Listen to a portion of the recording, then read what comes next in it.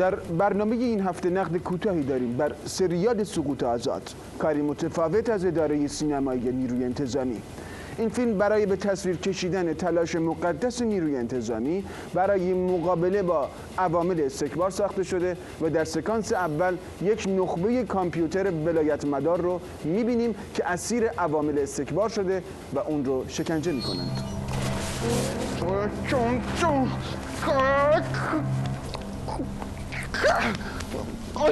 چی میخواد؟ یه لحظه برای اینکه این فیلمم واضح بشه، من همون نخبه کامپیوترم که عوامل استکبار دارن منو تحت فشار قرار میدن. از جون من چی میخواد؟ آدرس اون دوتا رو میخوای میگی یا نه؟ کدوم دوتا؟ رجایی باهونه رو میگین؟ بنداز تو اتوبان بهش زهرا بهشون میرسی. نه ناسا رو تحویل بده. من هیچی نمیگم، چون به آرمانهای مقدس نظام جمهوری اسلامی مؤمن و معتقدم و تا آخرین قطره جونم مقاومت میکنم. جان؟ چی فرمودید؟ بله؟ نه میگم خواهرم، مادرم، برادر، همه رو لو میدم. همه مأمور استکبار جهانی هستند. خود مقام عظما هم از این عوامل بیگانه است. فقط شما لطف کنین نزنیدین. پولا گرفتی باید بگی اونا کجا. یا نرم افزار رو بدید، فهمیدی؟ ببین خیلی تلاش میکنی طبیعی بازی کنی، ولی من چون میدونم فیلمه تا جایی که دوربین باتری داشته باشه مقاومت میکنم.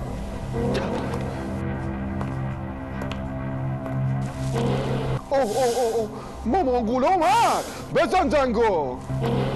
چی شد؟ هیچی نمیگه. چی نمیگه؟ سلام علیکم. خانم شما چرا اینقدر چپه باروین؟ اصل مطلب اینه که من میگم. بله، فریاتشو قبلش برادری استکباری رو سر و صورت اون پیاده کردن. یا عقلتو به کار بندازی مثل بچه آدم حرف میزنی؟ یا اگه بخوای عدد قهرمانا رو دراری اینجا میشه آخر خط. قربونت، اگه آخر خط ما هم بغل مغلا پیاده میشیم. چقدر تقدیم کنم سامان؟ چقدر میشه؟ من دوست ندارم کسی که منو دید تو خیابونا ول بچرخه. فهمیدی؟ منم دوست ندارم کسی که تو خیابونا میبینه منو ول بچرخه. خب به جمال بی نقطه مقام عظمای ولایت. نمیخوای حرف بزنی؟ چرا میخوام، ولی خب درباره چی صحبت کنم آقا؟ میخوای درباره آینده صحبت کنیم؟ عماد آمپول. نه بابا عجب داستانی میکردیم. ما این استکبار هرچی آدم تزریقات چیه میفرسته سراغ ما. ببین حالا که بس آمپولا همه چی رو میگم، گور بابای مقام عظما و اسرار نظام و فلان، گور باباش بهش که آمپول تو فضیلی خیال شما داد. یکی از اهداف این فیلم تشویق خانواده ها به لو دادن همدیگر بوده است. امری مقدس که همه ما باید در زندگیمان به آن وفادار باشیم برای صیانت از حریم خانواده.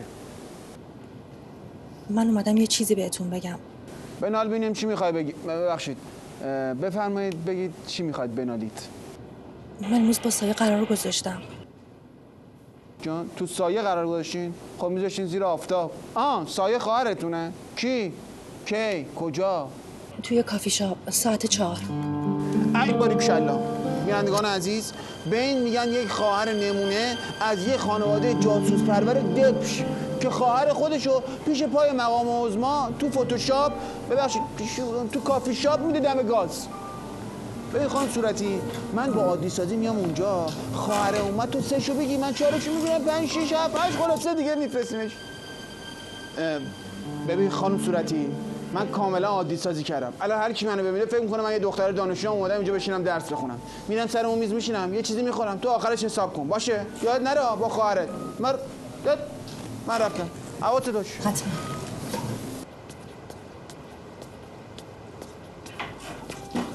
سلام.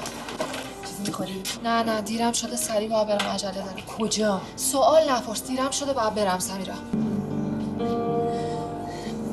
بهتره با پلیس صحبت کنیم. همه چی رو به پلیس بگید، اون کمکتون میکنه.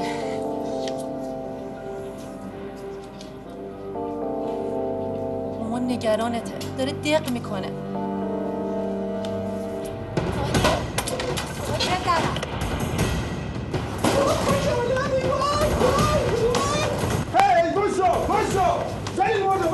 کجا رفتی؟ وایسا. هی کجا رفت؟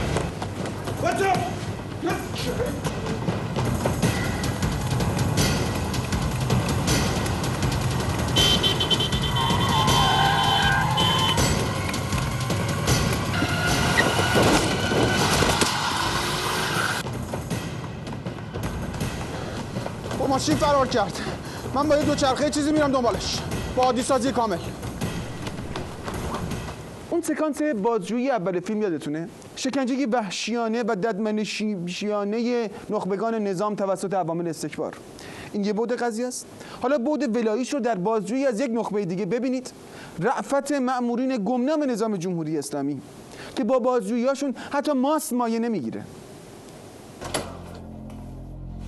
برو بیرون. از چی میترسی؟ از اقتدار نیروی انتظامی. پس یه ریگی تو کفشت هست. چی؟ یه ریگی توی کفشم؟ یه لحظه. تو کفشم در آوردم. از کجا فهمیدید؟ واقعا FBI پیش شما احساس حقارت میکنه. من یادته؟ شما رو؟ والا یادم نمیاد. حتما انتظار داری بگم شبیه راسل کروی ها؟ ولی دوغم نیستی. حالا چی یادت اومد؟ طالب مرزنکلات آلوکله‌ای چری؟ صد جفت شد تو گوش. کنن آقا حواستو جمع کن. اجازه بدید من با حرف بزنم. من از عین بچه آدم. چه قاطعیتی وای خدا. اگه یه بار دیگه اینجوری بکنید من خواهم مردن کرده. چه شو؟ باش حرف میزنم. بیشی منم بابا قزبیت. بچه پر رو. برش که بذار ببینیم چی میگی. خونه ول کن ببینیم چی میگی آخه نفله.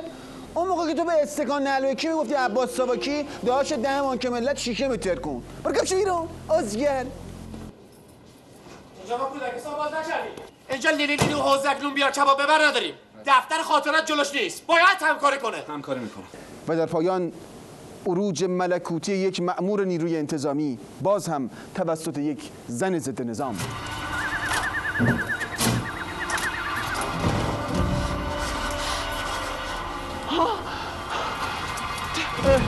خانم قهوه‌ای اون چیه دستته؟ آزادم کن میخوام برم. آزادت کنم بری؟ بابا ایران آزادترین کشور دنیاست. کجا میخوای بری؟ تازه رسیدی؟ در باز کن میخوام برم. خب آقا یک درواز کن برای این بنده خدا میاره میخواد بره. ایشون میخواد تشریف ببره. خب میخوام از این خراب شده برم بیرون. میگم در باز کن. جان تو؟ خب منم میخوام برم از این خراب شده برم بیرون. پاسپورت اینو چیزی گیرم برده. خب بیرون ما هم بده ما هم میریم. جلو نیا. من کی جلو اومدم؟ من بدبخت سر جام وایسادم. بگیر اومد سلاح بگیر اومد. بهت میگم جلو نیا شلیک میکنم. چه بهونه کشکی میگیری آخه؟ تو که تش میخوای شلیک کنی. حالا دو قدم عقب‌تر دو قدم جلوتر چه فرقی میکنه آخه؟ جلو نیا. یه دقیقه سکت بک. جلو نیا. خب بذار من نتیجه فیلمو بگم بعد دیگه. بله بینندگان عزیز یک دو مرد بالاخره کار خودتو کردی. با نوای کاروان من